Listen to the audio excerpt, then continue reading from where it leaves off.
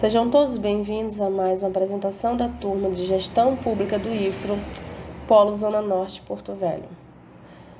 Falaremos sobre o Conselho de Alimentação Escolar, o CAE, e o controle social do Programa Nacional de Alimentação Escolar, o PNAE, feito pelas alunas Karina Almeida da Silva e Vaneide Gomes de Souza. O surgimento do Conselho no controle social como reflexo da democratização no Brasil. Por controle social, entende-se a participação da sociedade no acompanhamento e verificação das ações da gestão pública na execução de políticas públicas sociais, avaliando os objetivos, os processos e o resultado. Mas não era assim até um certo tempo. Pois é, mas o processo de participação da sociedade no acompanhamento das políticas públicas é recente, como vejamos a seguir. Graças ao grande momento que permitiu o surgimento dessa nova forma de participação social, sem dúvida foi a promulgação da Constituição Federal de 1988. O texto da nova lei oficializa a democracia, representatividade participativa, incorporando a participação da comunidade social em geral na gestão de política pública.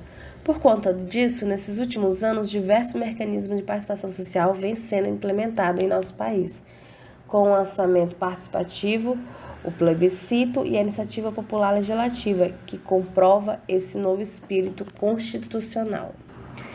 Em uma outra prática, que tem confirmado a participação mais efetiva da sociedade no acompanhamento das ações do Estado, é a constituição de órgãos colegiados de caráter representativo, deliberativo e permanente. São os conselhos de controle social.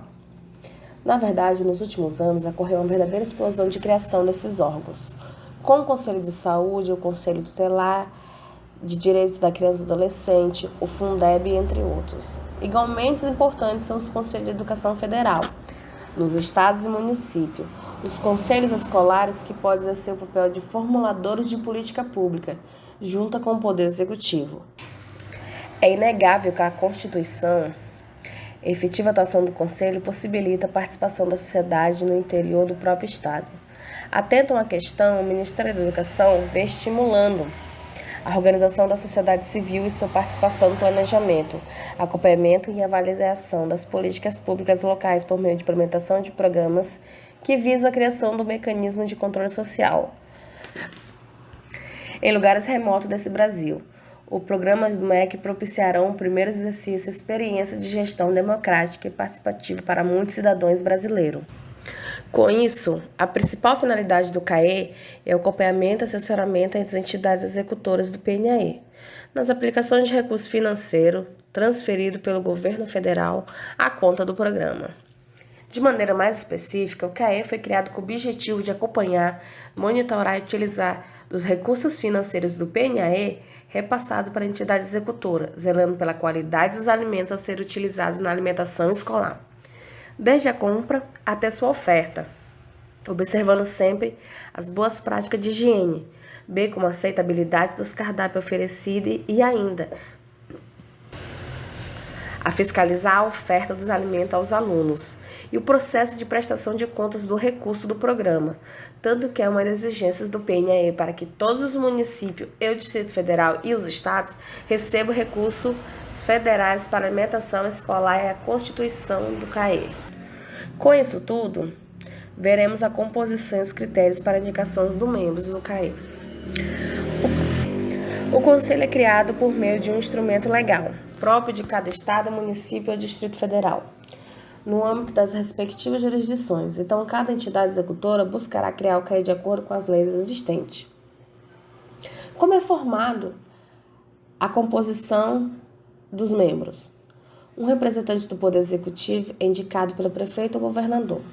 2 representantes da educação, discente e docente. Discente terá que ter mais de 18 anos ou emancipado.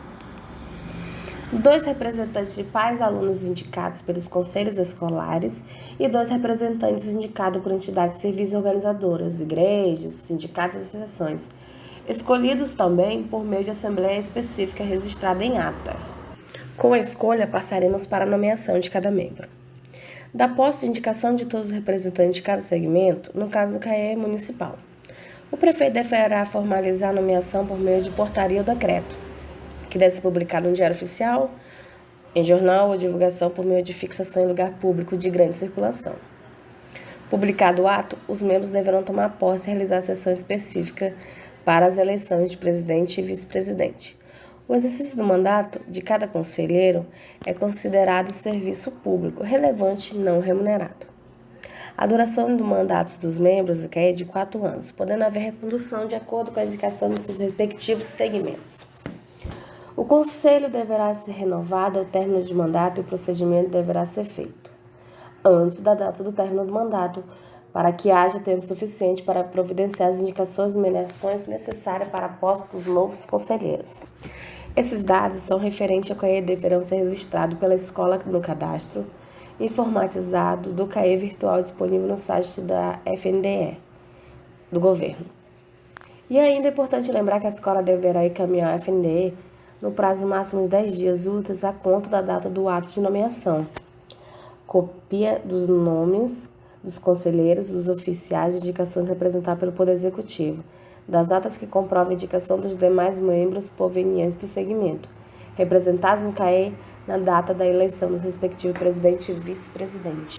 Com isso, depois da posse, as atribuições deles serão as seguintes: acompanhar e fiscalizar o cumprimento dos dispositivos da Resolução 38/2009, acompanhar a fiscalização e a aplicação dos recursos destinados à alimentação escolar, zelar pela qualidade dos alimentos em espécie quanto às condições higiênicas, receber o relatório anual de gestão do PNA, conforme artigo 34, emitir parecer, comunicar ao FNDE, aos tribunais de contas e Controladoria Geral, ao Ministério Público e aos demais órgãos de controle de qualquer irregularidade identificada na execução. Fornecer informações e apresentar relatório acerca de acompanhamento de execução do PNAE, sempre que solicitado. Realizar reuniões específicas para a apreciação e prestação de conta com a participação de 2/3 do Conselho Titular. E elaborar o regime interno de conselheiros, observando os dispositivos legais. O Poder Legislativo não tem mais representação no CAE. Os estados e municípios possuem alunos matriculados em escola indígena e quilombolas deverão ter representação desses povos e comunidades no CAE. Fica vedada a indicação de ordenação de despesa da escola para compor o CAE.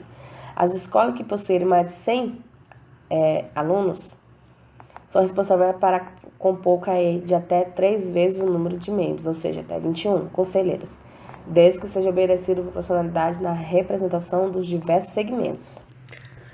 Com os locais de reuniões, deve ser disponibilizado pela escola. Esse local deve conter toda a infraestrutura necessária para que possa desempenhar com as qualidades suas funções, tais como espaço apropriado para reuniões, disponibilidade de recursos, informática, secretaria, armários, entre outros. Deve-se também colocar à disposição do CAE pela escola transporte para deslocar os membros em locais pertinentes para o seu trabalho.